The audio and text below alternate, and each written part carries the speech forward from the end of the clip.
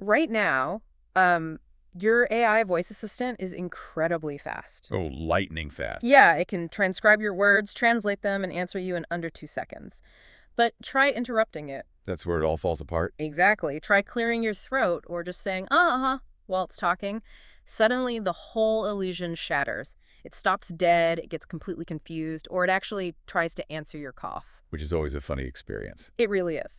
So today on the Deep Dive, we are exploring the absolute cutting-edge foundations of generative AI research to figure out why that happens. And, more importantly, how researchers are trying to fix it. It's a huge problem to tackle. Right. We're looking at a state-of-the-art paper detailing the IKSP 2026 Humdial Challenge. And it's great to be here looking at this with you because it really is the frontier. If you follow the space, you know we've moved away from those old clunky pipelines. The ones where it transcribed text, read it, and then spoke back. Yeah, exactly. The AI had to transcribe your speech, process the text, and then synthesize a very robotic voice back to you. But today, we have unified audio LLMs. Also known as Omni models, right? Right. Like GPT-4o, real-time, Qwen 2.5 Omni, GLM4 voice. King Audio is another big one. Yeah, VIA 1.5, Step Audio, just a whole host of incredibly fast models out there. They are lightning quick, and they actually sound pretty good. They do sound good, but that brings us to the real issue. Which is the core question driving our mission today. With all this processing power, how close are these machines to achieving true human-level conversational naturalness? Okay, let's unpack this. That is the billion-dollar question right now. We've essentially conquered the speed barrier. Right. But as you pointed out with the coughing example, speed does not equal naturalness. Not at all. When we talk about human-level conversation, we aren't just transferring data back and forth. We're not just reading transcripts at each other. No, we're engaging in this subtle, highly complex cognitive synchronization. It involves emotion, timing, intuition, context. All the messy human stuff. Exactly. Yeah. The Humdial Challenge was specifically designed to stop testing AI on how fast it can answer a trivia question and start testing it on how well it can actually participate in that deeply human dance. I think a good way to picture this is looking at what we use AI for right now. Currently, these systems are fantastic at completing specific, isolated tasks. Like ordering a pizza. Yeah, order a pizza, summarize a meeting, they're flawless. But that's a fast food drive-through interaction. Here's my request, give me the product. Very transactional. Highly transactional. Having a flowing conversation is totally different. It's the difference between that drive-through window and, say, a late-night chat with a close friend. Where you interrupt each other. Right. You pick up on subtle mood shifts, you hesitate, you pause. That's the illusion of conversation versus true human interaction. Exactly. And to understand the significance of this new challenge, you really have to look at why this has been so historically difficult to measure. Because it wasn't for lack of trying, right? Oh, researchers have been trying for years. But in the past, when they tried to benchmark conversational AI, the old tests were, frankly, fundamentally flawed. How so? Well, they relied on what's called static classification. They would basically feed the AI a single isolated sentence and ask, is this person angry or happy? Which is basically useless in the real world. Totally useless. I mean, human emotion isn't static. It evolves over the course of a conversation. If I'm talking to you, my mood in minute 5 is deeply affected by what you said in minute 1. Right. So to try and fix that, researchers attempted something called pseudo-multi-turn evaluation. Pseudo-multi-turn? That sounds like a workaround. It was essentially a Band-Aid. They were basically gluing a bunch of single-turn dialogues together and pretending it was a continuous conversation. Wow. Yeah, it completely ignored the natural flow, the context that builds up, and the messy reality of how people actually talk. It sounds like taking a bunch of isolated Polaroid snapshots and trying to pass it off as a fluid movie. Right. It just doesn't capture the motion. Yeah, it doesn't. And honestly, the benchmarking flaws were even worse when it came to the physical mechanics of speaking. You mean like interruptions and overlapping talk? Exactly. Previous tests used something called synthetic mixing to see how an AI handled interruptions. Okay, what is synthetic mixing? They'd take an audio track of the AI speaking and literally just mechanically overlay an audio track of a human interrupting, just mixing the two files together. Wait, really? So they were just mashing two audio files together at random timestamps? Yes. How does that test anything about a real conversation? It doesn't. That's the massive problem. It completely misses the reality of natural cognitive synchronization. Because when humans talk, we don't just randomly shout over each other. Well, most of the time. Right. When someone interrupts, that interruption happens for a reason. There's a hesitation, maybe a breath, a cooperative barge in, where one person yields the floor. There are social cues happening. Tons of them. Synthetic mixing just forces two noises together. It didn't test if the AI understood the conversational dynamic. It just tested if the AI's microphone could basically hear through artificial noise. That is wild. So if all these old tests were basically cheating, how did the ICANP researchers finally fix it? Well, they threw out the artificial methods completely. The HumDial Challenge built a massive data set derived from authentic, real-world human conversations. To benchmark what, exactly? Two vital capabilities. Track I is all about emotional intelligence, and Track 2 is all about full-duplex interaction. It's an incredibly ambitious setup. Let's dive right into Track I, the feeling AI.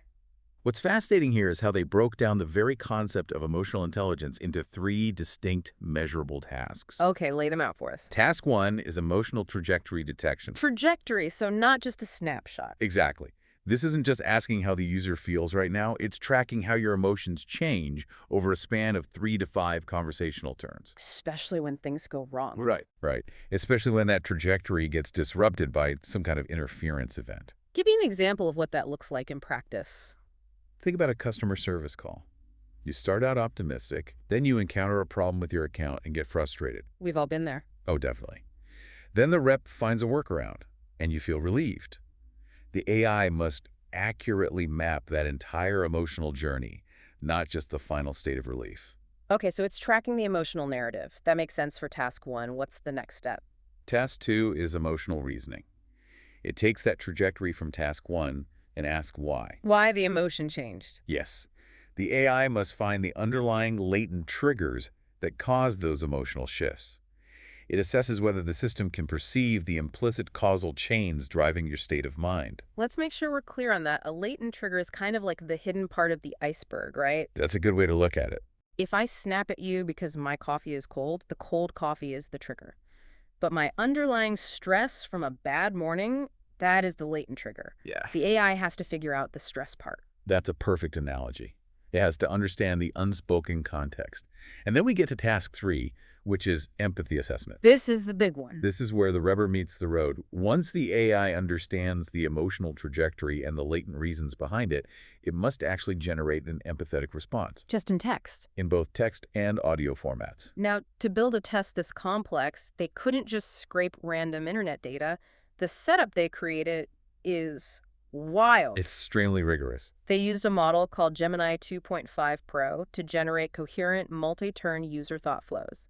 Then, they brought in professional human actors to perform these scripts. Right, covering 6 perfectly balanced emotion categories. So you're testing the AI against real human voices, conveying real nuanced emotion. And the grading rubric was incredibly rigorous, too. They used a hybrid evaluation approach. Meaning computers and humans. Exactly. They didn't just trust an automated machine, but they didn't just rely on humans either. They used the Qwen 3 Omni 30B model for automated scoring.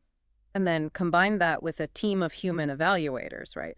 20 of them, if I recall. Yes. And from what I read, these weren't just random people off the street. They were evenly divided between Chinese and English speakers. All holding bachelor's degrees. Right, and all possessing over 6 months of specific data annotation experience. Which is vital. Evaluating empathy is highly subjective, so you need consistency.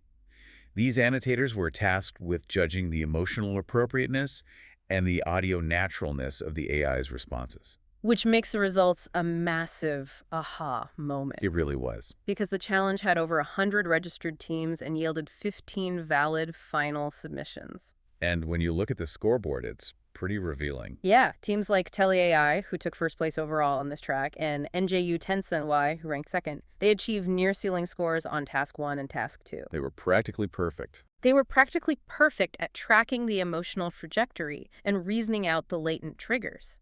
The AI is officially incredible at analyzing our feelings. It's a huge milestone. However, we have to look closely at Task 3. Empathy generation. All right. Because here's the catch. Every single one of those top-tier teams struggled significantly on the empathy assessment task. Really? Yes, there was a sharp drop-off in scores when the systems were asked to actually generate an empathetic response. But wait, I want to push back on that for a second. Go ahead. If the AI already successfully reasoned out exactly why I'm sad in Task 2, Why can't it just output a sympathetic sentence? Isn't that just a simple prompting fix? Like, why is task 3 so much harder? Because there's a massive difference between textual logic and acoustic generation. Okay, explain that. Textual empathy is relatively easy. The AI can generate a sentence like, "I'm so sorry you're going through that." Right, we see chatbots do that all the time. But vocal empathy, that requires generating the micro tremors in the voice, the slight breathiness, the subtle drop in pitch, the pacing. The actual feeling behind the words. Yes. Synthesizing a voice with authentic warmth is computationally entirely distinct from just predicting the next text token. Okay, so it's the difference between a therapist diagnosing your problem from a textbook and a friend actually giving you a hug. Exactly. The AI can diagnose the emotion perfectly, but it can't deliver the hug in its voice yet. It feels a bit like it's, I don't know, sociopathically good at reading I you. think that's one way to look at it. Like it's mapping out your psychology like a math problem, but still completely artificial when it tries to comfort you. That's a great way to put it. It calculates empathy rather than feeling it. And humans are incredibly sensitive to that subtle acoustic mismatch. We know instantly when a voice sounds hollow. We just feel it in our gut. Yeah. That naturally brings us to the second half of the challenge, which tackles the physical flow of conversation. Right, moving from emotion to mechanics. If track I was about the feeling AI, track 2 is about the interruptible AI. And here's where it gets really interesting. Track 2 tackles full-duplex interaction. Let's define that for the listeners. Sure.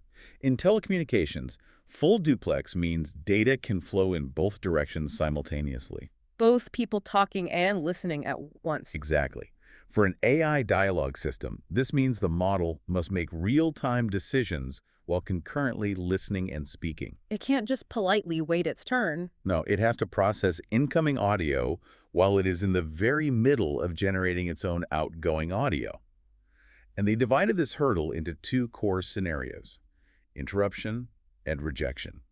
Let's break those down because they sound similar, but they actually test entirely different cognitive muscles. They really do. Interruption is exactly what it sounds like. Can the AI handle it when you cut it off? And the researchers tested all flavors of this. They threw everything at it. They tested follow-up questions, like if the AI is explaining a recipe and you suddenly jump in with, wait, how much flour? A very natural interruption. Right. They tested user negation, like saying, no, that's not what I meant. They tested sudden topic switching and even sudden silence. And in all those cases, the AI has to stop, pivot, and adapt instantly. Right. And then we have rejection, which is arguably an even more sophisticated cognitive skill. Much more difficult. Rejection tests whether the AI can ignore things that are not meant for it. Which human beings do effortlessly all day long. We do. Let's demonstrate that right now. If I'm explaining something to you and you make that little noise, Right. I don't stop talking and wait for your next command. I recognize it as a real-time back channel that just means I'm listening and I keep going. Exactly. Rejection tests how the AI handles those exact back channels, how it handles your natural pauses, or how it deals with third-party speech in the room. Like someone else walking in. Right. If you suddenly turn your head and ask your roommate a question, the AI must realize this is non-instructional speech. I should stay silent and hold my ground. And the setup for this track was just as rigorous as the first one. They used the DeepSeek model to write highly naturalistic scripts embedded with interaction cues. Things like side talk and bargains. Right, and again they used professional actors. This ensured the interruptions happened at cognitively meaningful moments. Like during a natural hesitation. Exactly, rather than at random, artificially mixed timestamps. And to make sure it was a fair fight, they tested all the systems on identical, high-powered hardware.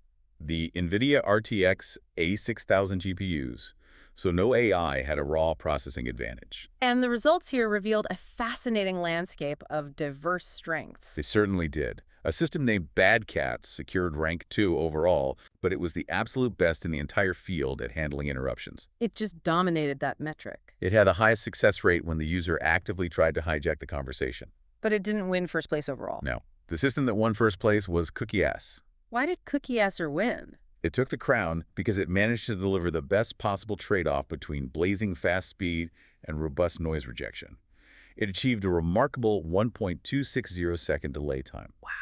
Since Dialog also put in a very strong showing, coming in third place. Now, 1.260 seconds sounds fast on paper, but think about what that feels like in a real conversation. It can feel like a long pause. Right.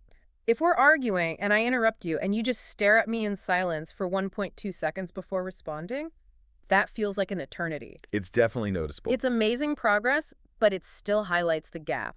And when you look at the raw data across all the submissions, there is a glaring universal weakness. Yes, there is. Across the board, without exception, the scores for the rejection scenario were significantly lower than the scores for the interruption scenario. Why is that? Why is it so much harder for the AI to just ignore something than it is for it to answer something? Well, because distinguishing valid user turns from background noise or back channeling goes against the core architecture of these models. In what way? The AI is fundamentally designed to serve and respond. Its entire existence is predicated on predicting the next output based on your input. It's desperate to talk to you. Exactly. It eagerly wants to reply to everything it hears. Teaching it, the human art of ignoring entity, teaching it to actively choose silence amid a noisy environment is a massive hurdle. So what does this all mean? How does a complex benchmarking challenge at ITSP 2026 actually impact you, the listener, in your day-to-day life? It impacts you directly because this is the exact technology that is right now being integrated into your phones, your cars, and your homes. It's everywhere. It is. The next time you use an advanced voice assistant, I highly encourage you to test its full duplex limits yourself. What should they do? Try giving it a long prompt, and while it's answering, you just cough loudly or casually say, uh-huh, and see if it stops dead in its tracks. Just try breaking it. Yes. Try talking to it, and then immediately turn to someone else in the room and ask them a question. You'll witness firsthand this exact technological hurdle playing out right in your living room. You'll see it freeze up. You'll see the AI struggle with rejection as it gets confused and tries to answer the question you directed at your roommate. It really puts things in perspective. We hear so much hype about artificial general intelligence and machines that are going to outthink us. All the time. But they still get completely derailed if you clear your throat at the wrong time. It shows you just how incredibly complex and miraculous ordinary human conversation actually is. We take it for granted. We do this stuff effortlessly from the time we are toddlers. It's a brilliant reminder of the density of human communication. We process tone, intent, environmental context, and spatial audio all simultaneously, without a second thought. Just naturally. The fact that the most powerful hardware-running state-of-the-art Omni models still struggles to know when not to speak is deeply humbling. It really is. So to wrap up our mission today, let's look at the big picture we've uncovered from the Dial Challenge. That was good. We've undoubtedly made a massive leap from those old cascaded pipelines to these incredible unified Omni models. The state-of-the-art generative AI is brilliant at tracking your emotional logic. They can definitely follow your mood swings. And pinpoint exactly what triggered them. And it's getting genuinely decent at being interrupted and pivoting to a new topic. But the true, authentic generation of vocal empathy and the deeply human art of ignoring background noise remain the final frontiers. The last hurdles. Right. Until AI can sound like it genuinely feels something rather than just calculating it, and until it can confidently stay quiet when you're just thinking out loud, it's going to remain an advanced tool rather than a true conversational partner. This raises an important question, and it's something I want you to really think about after we finish today. What's that? Well, the researchers behind the Dial Challenge are pushing incredibly hard to close this gap.